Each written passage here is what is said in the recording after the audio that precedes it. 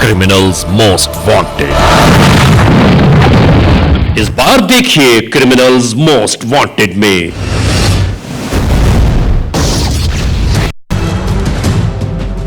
जुर्म की एक लर्ज़ाखेज दास्तान।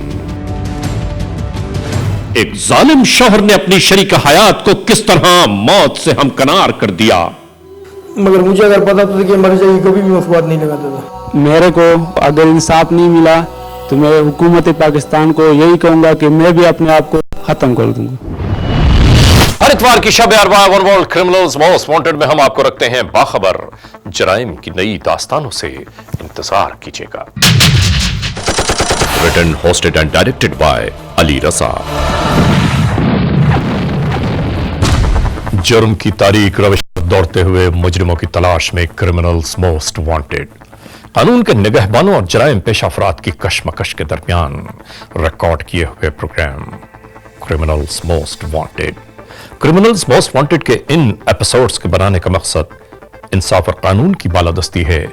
हम सरकूबी चाहते हैं उन मुल्क दुश्मन अनासिर की कि कानून जिनके लिए महज एक मजाक है। इंसाफ और कानून की यही सरबुलंदी हमारे इस प्रोग्राम का मरकजी ख्याल है कि जिसका नाम है क्रिमिनल्स मोस्ट वांटेड।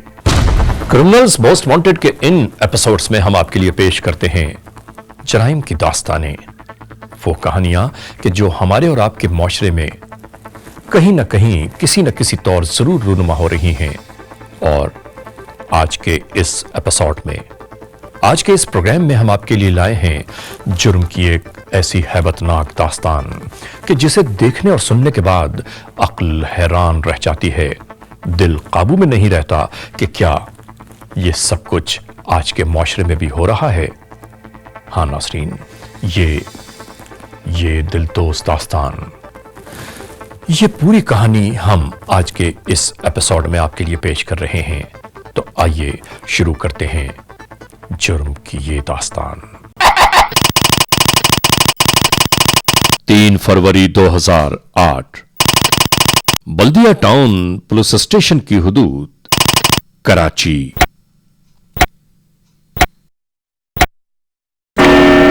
सुबह 9 बजे। ये कराची वेस्ट में वाक़े बल्दिया टाउन का इलाका है। शामजई महल्ला। यहां मकान नंबर 1725/5672 में कत्ल की एक लर्ज़ाखेज दास्तान ने अहले महल्ला को हैरान और परेशान कर दिया। ये वो घर है कि जहां गुजरी हुई शब में नहीं मालूम किसी मजलूम की आहो बुका ने किस तरह लोगों को मदद के लिए पुकारा हो, मगर बेसूद। अगर कोई मदद के लिए आ ही जाता तो शायद मौत का यह हैबतनाक तमाशा इस घर में वक़ूफ़ पज़ीर न हो पाता।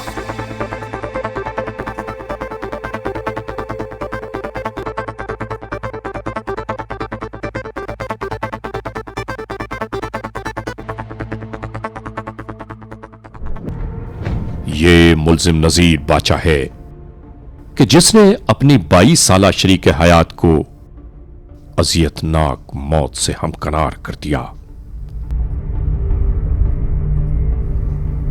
4 कमरों पर मुश्तमिल ये घर तुम्हारी बीवी को जब इधर आई तो तुमने उससे क्या बातचीत की, किधर गई थी?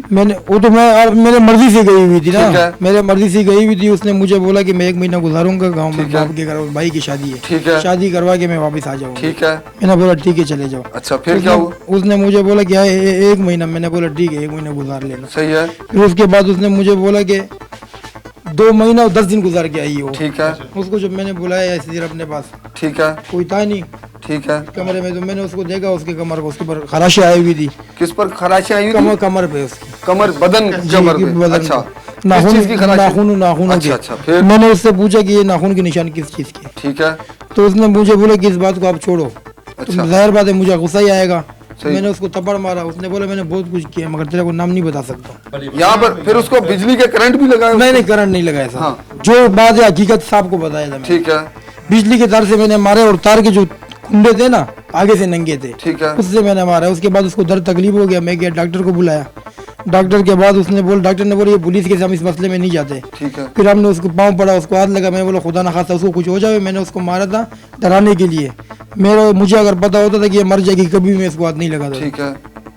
फिर उसने इंजेक्शन मारे उसको, मुझे उसको बोले डॉक्टर भी लाओ। तेल के साथ मालिश कर दो। ठीक है, तेल के साथ मालिश किया, दूध में हल्दी डाल के इसको पिला दो। ठीक है, पिलाया तो उससे हम थोड़ा सेट हो गया। कमरे में अच्छा, कमरे में खड़ी थी यहाँ पर। अच्छा, वहाँ पे से जब मैं से आया तो उसके साथ मैंने बातचीत की। ठीक है। ठीक, बैठी थी कहाँ पे बैठी? वो खड़ी हुई थी। ठीक है। कहाँ पे खड़ी थी? वो खड़ी हुई थी। कहाँ पे खड़ी थी? वो यहाँ गेट में खड़ी थी। अच्छा, गेट में खड़ी थी। उससे मैंने पूछा तो उसको, फिर मैंने जाहिर बात है अभी शोर है उसके क्या थप्पड़ मारा तो किधर वो आगे गई? अंदर बढ़ गई, यहाँ पर वो गिर गई। मेरे पास चाबक था, वो 2 बिजली का तार, उससे मैंने 1 मारा, 2 3 4 5 मारे उसको। जी यहाँ गिर गई। इधर गिर गई। तो जो तुमने दीवार के साथ उसको सर पे जो चोट थी वो कहाँ मारी? वो तो गिर गई थी ना सीढ़ियों से। कौन सी सीढ़ियों से? ये जो आपको बता रहा हूँ, यही तो हम आपसे पूछ रहे हैं कि वो सीढ़ियों पे कब गई? मैं बता रहा हूँ। यहाँ से निकल गई है साहब। यहाँ से निकल के कहाँ उसने भागी? मुझे बोला मेरे को पानी पिला दो, फिर उसको मैंने 1 बोतल दिया पानी का। यहाँ से निकल के कहाँ भागी? चलो बताओ, वो सीढ़ियों से कहाँ से गिरी? इस इलाके में कानून लागू करने वाले एहलकारों के साथ ARY one world criminals most wanted की टीम भी मौजूद थी। 4 कमरों पर मुश्तमिल ये घर, जहां और भी घर के दूसरे अफराद हमेशा ही रिहाइश पजीर रहे हैं, और अगर ऐन वक्त वारदात भी घर का हर फर्द यहां मौजूद था, तो फिर सवाल यह पैदा होता है कि यह कैसे मुमकिन है कि शरीक जुर्म कोई और न हो। इब्तदाई तफ्तीश के मुताबिक मकतूला नसीब जान को इसके शौहर नजीर बाचा के साथ घर के कुछ अफराद लेकर अब्बासी शहीद हॉस्पिटल पहुंचे। बताया कि इसकी बीवी घर की सीढ़ियों से गिरकर हलाक हो गई है। पोस्टमार्टम के बाद मालूम हुआ कि बीबी नसीब जान को पहले ही दौरान तशद्दुद बिजली के करंट लगाए जाते रहे, उसके बाद डंडों से जर्ब लगाई गई, और इसके बाद जब इस अजियत के मारे वो लड़की इस जहान से कूच कर गई, तो इसे इन सीढ़ियों पर ले जाकर नीचे फेंक दिया गया। ये कत्ल साबित नहीं होगा। साहब मुझे अगर उम्मीद होता था कि ये मरती थी, मैं इसको हाथ भी नहीं लगा। मैं वो बात नहीं करता हूँ, मैं कहा तुमको ये पक्का यकीन था कि ये कत्ल साबित नहीं होगा, ये वैसे गिरना। मुझे ये पता था कि मैंने इसको जान से मारा ही नहीं है, मुझे यही समझ रहा था। तुम्हें ये अंदाजा नहीं था कि जिस तरह तुमने उसको मारा उससे मर जाएगी? जी नहीं, मुझे कोई अंदाजा नहीं था। मैंने बोला कि इसको मैं तो अभी तुमको दुख नहीं हो रहा कि ये मर गई है? और इसका मैं तो बहुत रहा हूँ उसके, अभी थाने के अंदर लाकअप के अंदर रोज करता हूँ। ये बिजली के जो तार से बिजली से इस करंट दिए गए हैं, उसको डॉक्टर की मेडिकल रिपोर्ट के मुताबिक उसको करंट से मारा है। तो ये क्या हुआ था? बिजली के तार से मारा है, मगर करंट कोई नहीं लगा, क्योंकि तार के मुंह आगे से नंगी थी, कुंडे बने हुए थे, उसी कुंडों से लगी है। उस कुंडों से तो फिर जलन के निशान तो नहीं होते, तो वो जो निशानात थे वो स्याह हो गए थे। आपको अगर करंट के निशान करंट से जो कोई मर जाता है ना, तो उसका जिस्म नहीं रहता साहब, वो बिल्कुल सूख जाता है। तो वही सूखा ही हुआ था ना जिस्म, तो उसमें तो काले काले सारे जिस्म में काले निशान।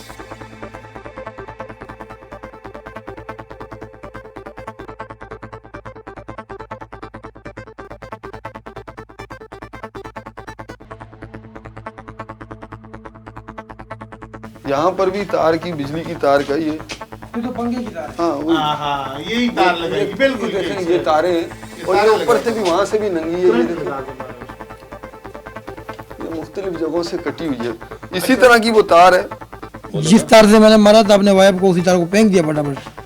डॉक्टर के पास चले गए, डॉक्टर को अपने साथ ले आए। अभी तक इसमें कमरे में लाइट नहीं आई।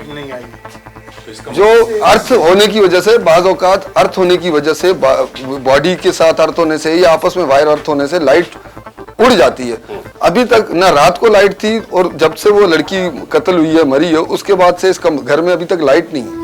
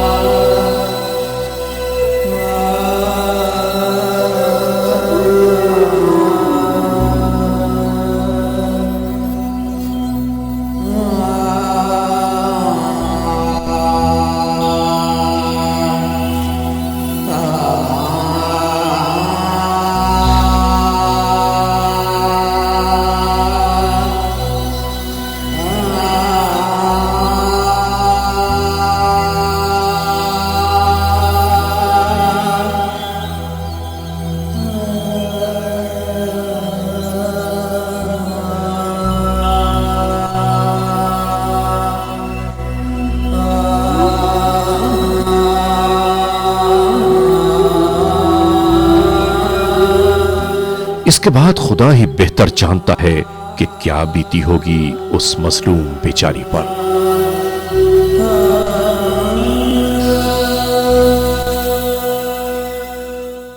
और मैं वो बदनसीब भाई हूँ जिसने अपनी बहन की जिस्म पे इतनी निशानात देखे जो मैं बयान नहीं कर सकता हूँ। लिहाजा जो डॉक्टर ने पहले तो जब हमें इत्ला मिली तो दिल तो खून के आंसू रो रहा था, लेकिन बाहर क्या करना था, अल्लाह की तरफ से था। तो हम जब वहाँ पहुँचे तो हमारे साथ बहुत सारे हमारे रिश्तेदार थे, तो लेडीज़ भी थे साथ में। तो पहले तो लेडीज़ गए, उनको देखा, उनके जो ज़ख्म देखी तो ऐसे लग रहा था कि भाई किसी ने तशद्दुद की है, उसको बुरी तरीके से इसको मारा है। तो जब उन्होंने हमें ख़बर दी, हम जाके ख़ुद भी देखे तो हमें शक पड़ा। हमने जब उनका ज़ख्म देखे तो हमसे बर्दाश्त नहीं हुआ, हम थाने पे गए, हमने रिपोर्ट कटवाई, साथ में हम पुलिस लेके आए, एम्बुलेंस को बुलाया, उनको हम ले गए पोस्टमार्टम के लिए। तो जहाँ वहाँ की जो सिविल अस्पताल की जो डॉक्टर थी उन्होंने हमसे कहा, उन्होंने जब पोस्टमार्टम करके रिपोर्ट बनवाया तो उन्होंने हमसे कहा कि बेटा आपकी बहन की क्या ऐसी वजूहात थी जो इस तरह तशद्दुद करके इसको मारा गया। और मैंने उनसे यही कहा कि ज़ाहिर तौर पर उसने मुझे कुछ भी नहीं बताया, ना मेरी माँ को बताया, ना मेरे भाई को। जिस तरीके से भी उसने गुजारा किया होगा, हमें इस बारे में कभी भी उसने 2 साल हो गए तकरीबन हमें कुछ भी नहीं बोला। बहरहाल मेरे को और मेरी माँ को और मरी हुई बहन को अगर इंसाफ नहीं मिला तो मैं हुकूमत पाकिस्तान को यही कहूँगा कि मैं भी अपने आप को ख़त्म कर दूँगा। Criminals most wanted.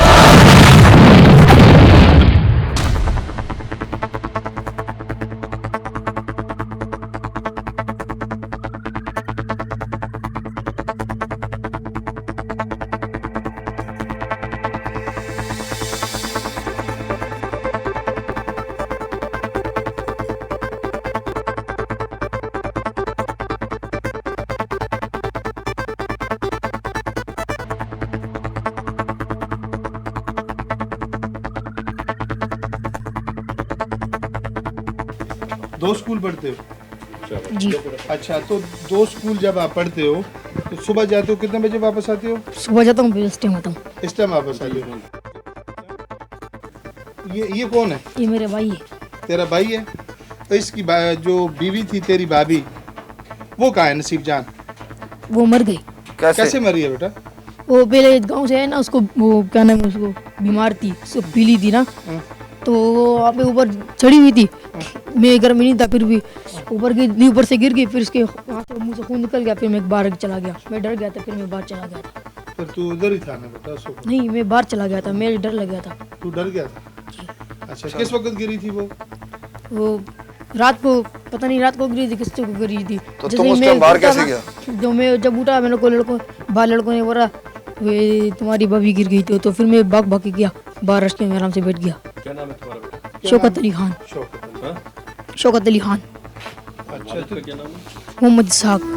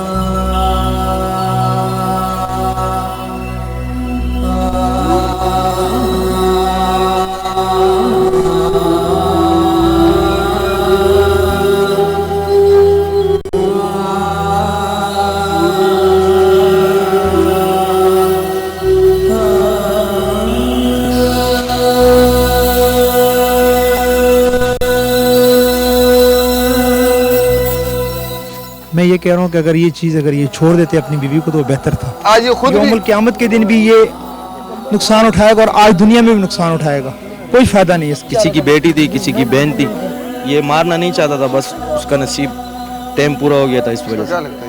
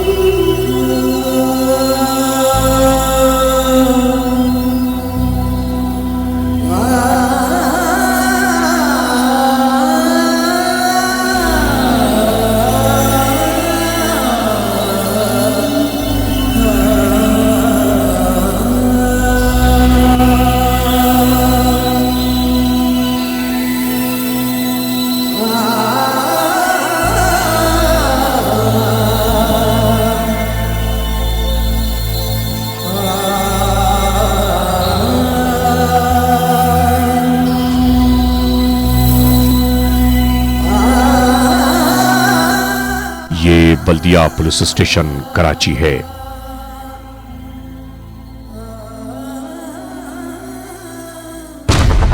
क्या नाम है तुम्हारा? नज़ीर बाचा। वालिद का क्या नाम है? मोहम्मद इसाक। मोहम्मद इसहाक। कहाँ के रहने वाले हो? सरहद का। सरहद के? जी। पठान हो? जी। कौम जगह कौन सी है? बुनेर। बुनेर। कौम क्या तुम्हारी? सैयद। काम क्या करते हो तुम? गैस सिलेंडर, LPG गैस बेचता हूँ। कब से बेचते हो?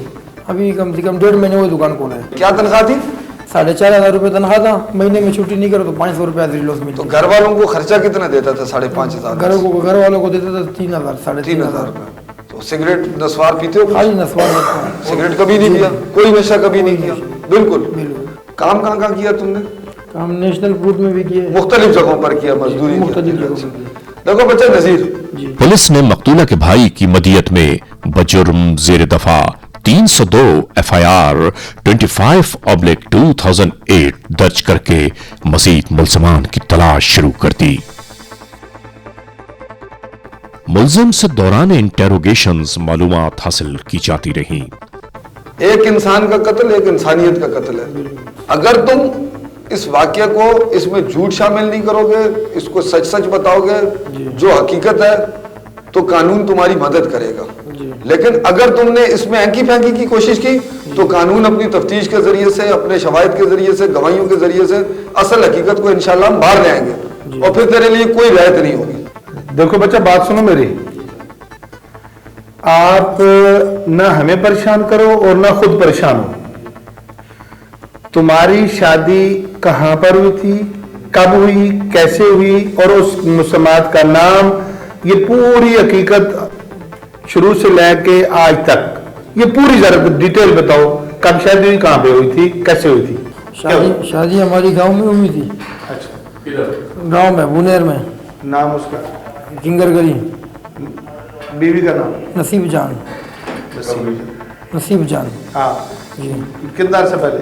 1.5 साल हो गया टोटल मेरे शादी को। अच्छा, फिर क्या होगा, पूरी बात बताना।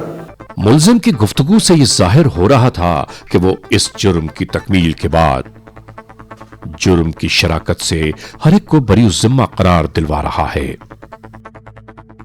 2 महीने पहले इसने बोला था कि मेरे भाई की शादी हो रही है गांव में, मैं जब भाई की शादी करने जाऊंगी। मैंने बोला ठीक है चले जाओ। इसने बोला मैं 1 महीना गुजारूंगा। मैंने बोला ठीक है गुजार लो। तो इसने 2 महीने और 10 दिन गुजार दिए। फिर ये वापस आया हमारे घर पे। अच्छा, फिर ये वापस आया। किसके साथ आया? अपने भाई के साथ। क्या नाम है इसके भाई का? रहमान नरे। रहमान और नरे। जी। अच्छा, उसके साथ आई, ये कब आई थी? ये कल परसों आई थी। कौन सी तारीख को? तारीख याद है? तारीख 2 थी मेरा ख्याल से। 2 तारीख को। कितने बजे आए थे? 1 बजे आई थी। 1 बजे। फिर वो इधर ही रात इधर ही था? जी। मेरे पूछने का इंतजार नहीं करो जी। आप पूरी दास्तान सुनाओ कि भाई हुआ क्या था, वो छोड़ के चला गया, फिर उसके बाद आप और घर पे कौन कौन थे? 6 महीने बोलता रहता था मैं गाँव जाऊंगी, मैं गाँव जाऊंगी। मैंने बोला ठीक है, अच्छा। जब आपको कोई शादी होगा भाई का या चाचे के बेटे का, ठीक है आप चले जाओ, माँ बाप से मिल लो, 1 महीना गुजार लो। इसने बोला ठीक है 1 महीने में गुजार लूंगा। फिर जब 1 महीना गुजर गया, 2 महीने 10 दिन इसने गुजारे। अच्छा। फोन में इसको डेली हर रोज करता रहा, हर रोज करता रहा। अच्छा। अपनी बीवी से मैं बहुत प्यार करता था, अपने जान से भी मेरे को ज्यादा अजीज थी। अच्छा, फिर इसकी जी आगे बोलो बोलो। अच्छा, ये जब फिर आ गई हमारे घर पर जी, मैंने उससे पूछा कि आपने इतना देर क्यों लगा दी। मैंने इसको थप्पड़ मार दिया। अच्छा जी, मैंने उसको थप्पड़ मारा। फिर मुझे एहसास हुआ, मैंने बोला कि ये जैसी भी है मेरे लिए अपने माँ बाप भाई बहन छोड़ के आई है गाँव से। फिर मैंने उसको बनाया, मैंने उसके बदन पे निशानात देके मुझे गुस्सा आने लग गया। अच्छा, फिर? जी, मैंने उससे पूछा तो मुकरने लग गई। फिर जब मैंने उसको मारा, एक दूसरा थप्पड़, तो उसने बोला मैंने सब कुछ किया मगर नाम नहीं ले सकती हूँ। उसने मुझे ये बताया। दौरान गुफ्तगू मुल्जिम अपनी शरीक हयात नसीब जान के साथ सरसद किए गए जुल्म के बारे में सोच सोच कर अश्कबारी भी करता रहा। मेरे दिल के हाल तो अल्लाह ही जानते हैं। मैं आपको अगर जितने भी बताऊं मगर आप लोग यकीन नहीं करोगे। मैं ये नहीं चाह रहा था कि ये मर जाए। मुझे अगर पता होता था कि ये मरेगी कभी भी मैं उसके बारात नहीं लगाता था। मरहूमा के साथ होने वाले इस तशद्दुद से इनकार करता रहा कि जिसकी निशानदेही इस पोस्टमार्टम रिपोर्ट में की गई है। मैं ये तो बात तस्लीम करता हूँ आपके सामने कि बिल्कुल मैंने उसको मारा है। मैंने उसको बिजली के तार भी मारे और उसी से वो मर गई? मरी नहीं है सर, उसी टाइम मरी नहीं थी। उसी टाइम नहीं जी। बाद में 1 घंटे 2 घंटे 4 घंटे के बाद जी उसी से मर गई ना? जी, बिजली के तार मैंने मारे थे इसको। सही है। और फिर ऊपर से सीढ़ी से भी गिरी थी। धक्का तुमको, तुम तो मेरे डर के मारे भाग रही थी तो गिर गई नीचे। कि उनके रिश्तेदारों को भी पता है कि ये नजीर अपनी बीवी को कितना चाहता है। मैं थाने पे हूँ। हम लोग मोहब्बत की निशानी का हमारा बेटी है 3 महीने की। समझ में नहीं आता कि माशरे में बसने वाले ये कौन लोग हैं कि जो ऐसे संगीन जराइम का इर्तिकाब करने के बावजूद अपने आप को बेकसूर ठहराना चाहते हैं। ना समझी और अपनी कम अक्ली का प्रचार करते हुए हम तो कहते हैं कि माशरे में कानून साज इदारों को चाहिए कि ऐसे खतरनाक जराइम की ऐसी हौलनाक सजाएं तजवीज करें कि जुर्म का इर्तिकाब करने वाले सजा के बारे में सोचकर ही कानून की पासदारी पर गामसन हो जाएं। ले जाओ यार, इसको ले जाओ। साहब खुद ही तुम्हारे में से इंशाल्लाह सच झूठ निकाल लेंगे। साहब यही सच। आप जाओ, देखो आप अगर कुरान रसूल के नहीं मानते हो बांटो। चलो तुम मदद करते हैं कोशिश। नाजरीन, क्रिमिनल्स मोस्ट वांटेड के आज के इस एपिसोड में आपने देखा जुर्म की इस मुकम्मल दास्तान को। आपने सुना कि मुल्जिम क्या कहता है।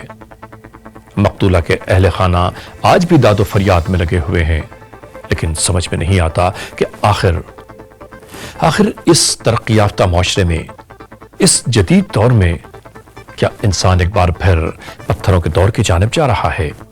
बस यही हमारे इस माशरे के लिए लम्हे फिक्रिया है।